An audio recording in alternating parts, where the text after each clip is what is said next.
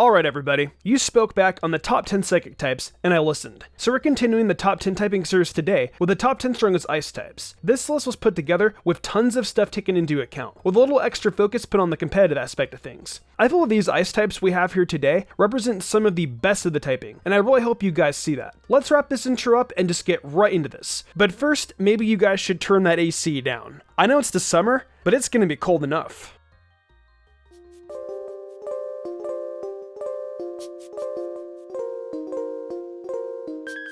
We're going to be kicking this list off with the fire type's favorite opponent, the 4th generation's Abomasnow. Now just because it has a major weakness to the fire type doesn't mean it's a bad Pokemon. When it comes to Abomasnow, it's a great attacker with base 92 in physical and special, and some great moves that enable it to excel on either side, with moves like Ice Punch, Energy Ball, and Blizzard taking center stage. It gets Earthquake and Earth Power as well, which acts as great coverage, especially for fire types. That is, if it can manage to outspeed them with its absolutely awful base 60 speed. Though its speed gets even worse when it Mega Evolves, dropping to base 30, you don't have to worry about that too much though, because it gets access to Ice Shard, which is a fantastic stab priority move that can really bring the damage to the opponent. Whether it's a Mega or not, it'll have access to the ability Snow Warning, which creates Hail, and that can be a big help on a Hail team with getting the weather set up. Really, if Abomasnow finds itself out when the hail actually stops, it can just Mega Evolve and bring the hail again, while also potentially confusing the opponent into thinking that it's not even a Mega. It gets access to Aurora Veil as well, which can only be used in the hail, and helps it take some hits, which all in all, warrants Abomasnow a spot on this top 10, even if it's right on the cusp.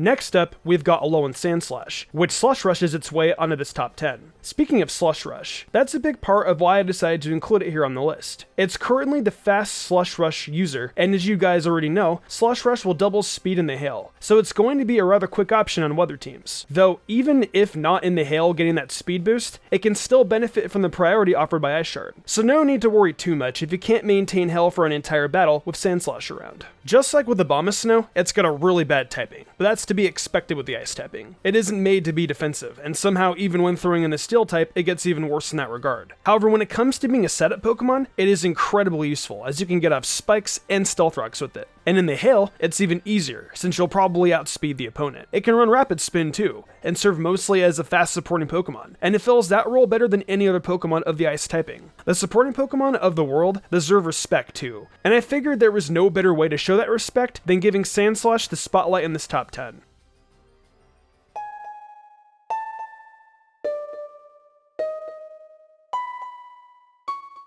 Alright, coming up next is some Gen 1 power, with everyone's favorite ice water type not named Lapras, the bivalve Pokemon, Cloister. This one was an interesting one to put on the list, because it isn't inherently the ice typing that makes it good, but it definitely is a part of it. Right off the bat, I'd be remiss to not bring up the fact that Cloister gets access to the great setup move, Shell Smash, which can easily be used to sweep a Pokemon on both the special and physical sides, thanks to the great move pool Cloister has on both ends. There are moves like Ice Beam that it can use specially, while on the physical end, it can use moves like Razor Shell and the Skill Link boosted Icicle Spear and Rock Blast. As you guys already know, I'm sure, Skill Link makes moves that hit multiple times hit the max amount of times possible, and its other ability, Shell Armor, prevents crits, which is great defensively. Though, just being an offensive threat with good defenses isn't the only thing Cloister is good at, as it can run spikes and toxic spikes together, as well as get rid of the opponent's hazards by wearing boots somehow and using rapid spin. I'd say the big thing that works against Cloister is probably the fact that it doesn't really have any form of recovery that works in tandem with the best possible moveset you put together for it. Now you can put Life Dew on, but I don't see it as being super great to include since it's only giving Cloister back 25% of its HP. However, it combines two good offensive typings in water and ice that will hit opponents hard, and with a great coverage move like Rock Blast as well, it's looking pretty good.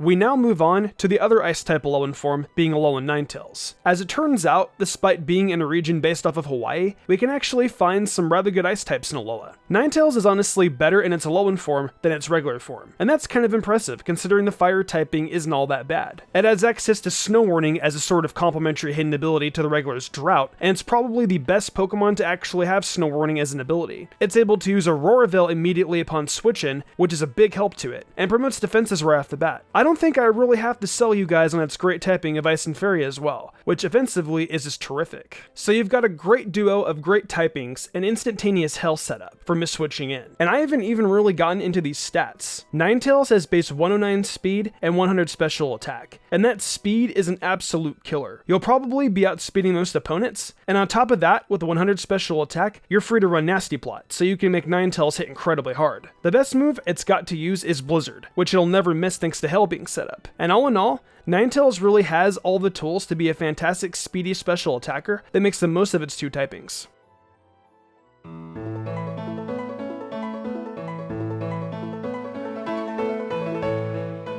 Let's close out the bottom half of this list with a Pokemon that you can both hide behind as a massive shield and use as a coffee table, Avalog. This one is perhaps the most interesting Pokemon I decided to include here, because prior to putting the top 10 together, I hadn't really thought it would be included, and yet here we are. The big thing that stands out to me is the explosive defense it has, starting at 184 base. It also has that 117 base attack stat, which is pretty good considering how awful the rest of the stats are on this one. It's got the ability Sturdy, which is a pretty great complement to that fantastic defense as well, really letting Avalog take advantage of moves like Avalanche. Speaking of the moves it also has Recover, which is a big deal because it's one of the very few ice types that are actually able to have a good move that allows recovery, being, well, Recover. If that isn't enough, there's also Body Press, which will just wreck anything thanks to that over-the-top defense stat. Though there's always the quintessential move to run on Avalog, Rapid Spin. We've talked a lot about Pokemon that set up hazards and get rid of them thus far, and Avalog is one of the best with Rapid Spin when it throws on those silly heavy-duty boots. It's a Pokemon that gives new meaning to the terms, the best offense is a good defense, and it truly fits in as the 6th strongest ice type.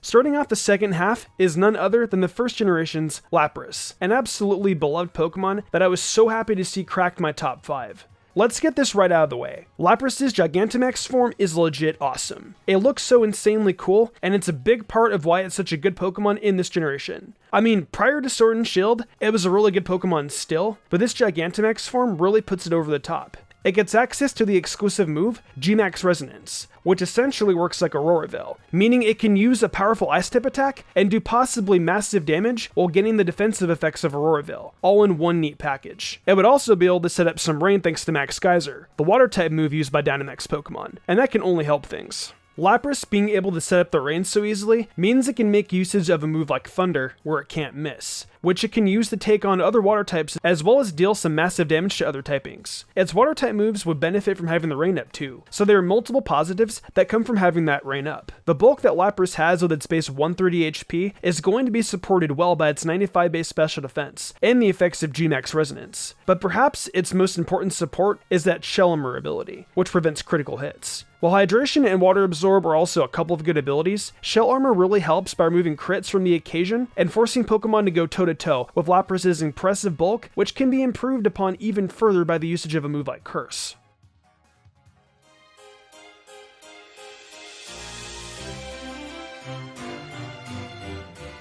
Next, we have Weavile, and I think it's the sort of Pokemon that really speaks for itself. Weavile is an insanely fast attacker with 125 in speed and 120 in attack, and is really one of the poster Pokemon when it comes to being a glass cannon. Its HP and physical defenses aren't so great, but it almost doesn't even need to worry about that, considering the fact that it'll be able to hit so hard and outspeed almost anything. It's got two fantastic physically offensive typings in Ice and Dark, and a plethora of moves like Ice Shard, Knock Off, and the new move Triple Axle.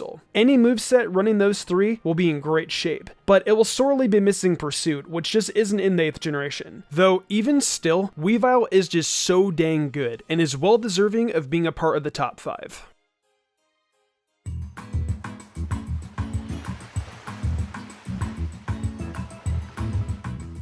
We've come a really long way on this list without bringing up one of the Gen 4 evolutions that were introduced, and I'm sure you guys were super happy to have Weavile break that long streak without them on this list. However, for you Sinnoh fans, I'm going to be giving you guys another one right here at number 3, and it's gotta be Mamoswine. It's got an absolutely amazing duo of typings with ground and ice that just offer a plethora of incredible moves that can tear through almost every typing. Earthquake is going to destroy tons of Pokemon and is absolutely spammable, while Ice-type moves like Ice Shard or Icicle Spear will clear up most of the other Pokemon that can handle Ground-type moves. I'd be remiss to not mention Stone Edge too, which is another great move it can use and will offer even more coverage, perhaps for other Ice types that'll be able to do neutral damage against Mamoswine. You can throw a Choice Scarf, Choice Band, or Life Orb on a Mamoswine, and with the great 130 attack stat it has, along with a serviceable enough base 80 speed, you could potentially turn Mamoswine into a sweeper that will most certainly break through quite a few walls in the competitive scene. You can even set up Stealth Rocks with it, while maintaining spots for powerful moves, which it will definitely be able to set up as a lead since it has a good chance of forcing Pokemon out of battle right at the start. There's a lot of good with Mamoswine that really enables it to be up on the list this high. And while the two Pokemon above it are just simply incredible, don't let that distract you from the fact that trying to say that Mamoswine is the best of the Ice typing isn't all that far-fetched of an argument.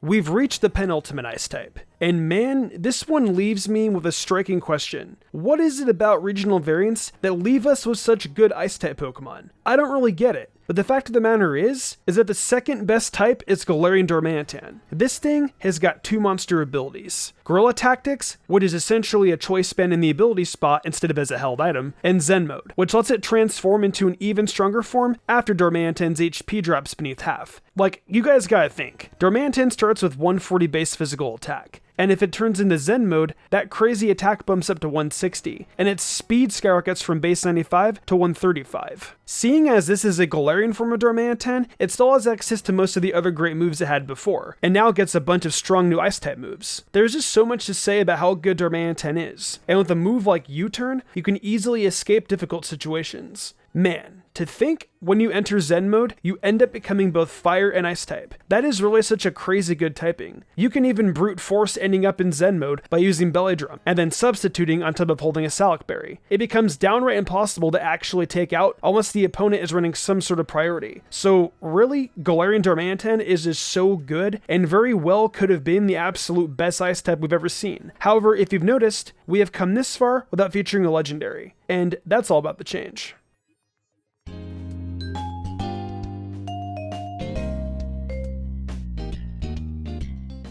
That's right, we've got ourselves a legendary finally showing up on this list, and I'm sure for some of you, you're probably happy that there's only one. Well, the thing is, the ice typing is just so filled with Pokemon that happen to be good and not legendary that it was super easy to do this. However, I couldn't deny the fact that the best ice type is without a doubt Kirim. Look at it this way. With Kirim, you've got a Pokemon that has 3 distinct forms, all of which are incredibly useful on a team. The regular Kirim can be pretty good on its own, making it a very capable mixed attacker with 130 in both of its attack stats and a very wide move pool that it takes advantage of big time. Kirim Black, on the other hand, is a 170 base attack Pokemon with a nice move Infusion Bolt that offers great electric coverage, while Kirim White sits on the other end of the spectrum with 170 special attack and Fusion Flare that offers a great weapon against steel types. The presence of Dragon Dance makes Kirim and Kirim Black very threatening, giving it the chance to build upon already tremendous attack stats and incredibly serviceable 95 base speed. You'll put anyone on notice the moment you even set one up, and the prevailing thought can be that your capability to sweep an opponent after just one turn of setup is pretty high. Also, I couldn't possibly finish this top 10 without mentioning just how much those gosh darn boots can really help Kirim out in battle. It used to be absolutely stopped dead in its tracks by Stealth Rock and Sticky Web, among others, but now with those boots, it can completely deal with entry hazards easily. Kirim just offers so many different ways to run it, and without a doubt, it's not the tip of the iceberg, it's the whole thing.